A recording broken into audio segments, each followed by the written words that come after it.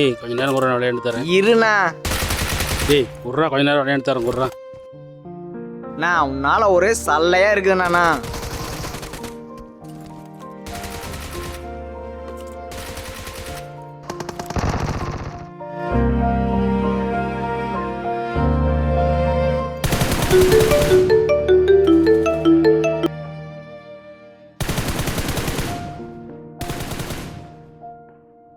Mobile குண்ணா.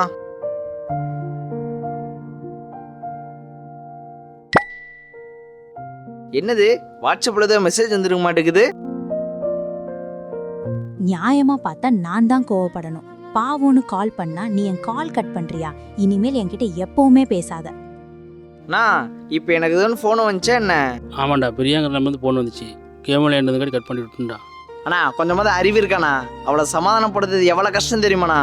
இல்லடா game விளையாட ஆர்வத்தில் கட் பண்ணி விட்டுண்டா. உங்களை மாரி 90s கிட்ஸ்க்குலாம் லவ் பற்றி என்னன்னா தெரியும். டேய் அதனால தானே உங்களுக்குலாம் மேரேஜ் ஆகாமே இருக்கு. போனாண்ணா. டேய் போனாண்ணா.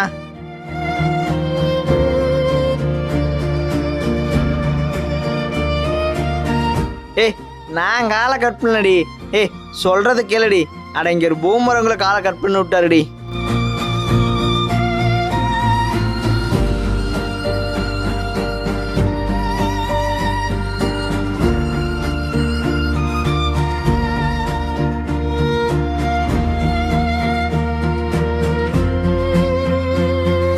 உங்களை மாரி 90s கிட்ஸ்க்குலாம் லவ் பத்தி என்னன்னா தெரியும். அதனால தானே உங்களுக்குலாம் மேரேஜ் ஆகாமே இருக்கு.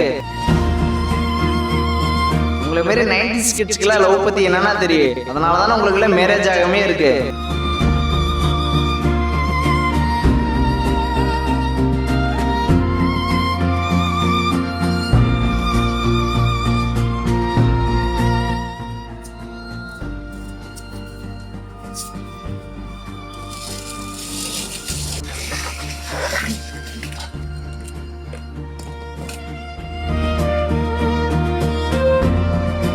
ஏண்டி நல்லா படிக்கிற பசங்க கிட்ட புக் வாங்கினா கூட பரவாயில்ல, நீ என்னடானா எப்ப பார்த்தாலும் இந்த தினேஷ் கிட்ட போய் புக் வாங்கிட்டு இருக்கற?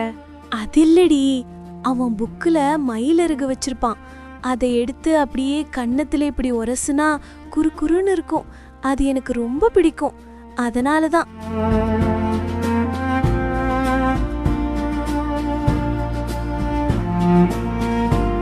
டேய் என்னடா அச்சு அசலா உன் ஆளை அப்படியே வரைஞ்சிருக்க. உனக்கு அனிதாவை அவ்வளோ பிடிக்குமா? அப்படின்னா அவகிட்ட போய் நீ உன் லவ்வை சொல்லிட வேண்டியதாண்டா.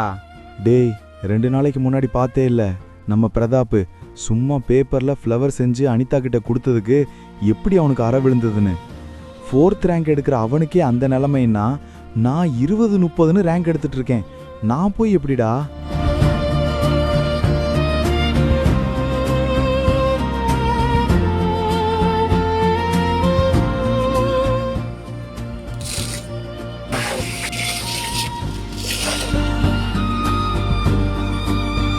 முப்பத்தஞ்சு வயசு ஆயிருச்சு, பொண்ணும் பார்க்க வேணாங்கிற, கல்யாணமும் வேணாங்கிற, என்னதான் மனசுல நினைச்சிட்டு இருக்கிற?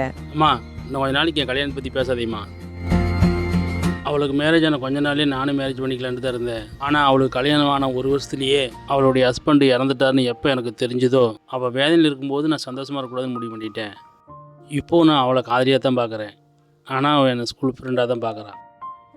நாளைக்காவது அனிதா கிட்ட என் லவ்வை சொல்லியே ஆகணும். வழக்கம் போல் என்றைக்காவது என் காதலை சொல்லலான்னு நான் கிளம்பிட்டு இருக்கிறேன். ஆனால் எனக்குள்ளே இருக்கிற பயம் என்னென்னா, ஸ்கூல் படிக்கிறப்ப என்கிட்ட லவ் சொல்ல வராத தைரியம் இப்போ மட்டும் என் புரசஞ்சத்துக்கு அப்புறம் உனக்கு வந்துருச்சான் அப்படின்னு அவன் என்னை பார்த்து ஒரு வார்த்தை கேட்டானா அதே இடத்துல நான் உடஞ்சிருவேன். அதனால தான் பூ முன்னாடி வைக்காமல் பின்னாடியே மறைச்சி வச்சுருக்கிறேன்.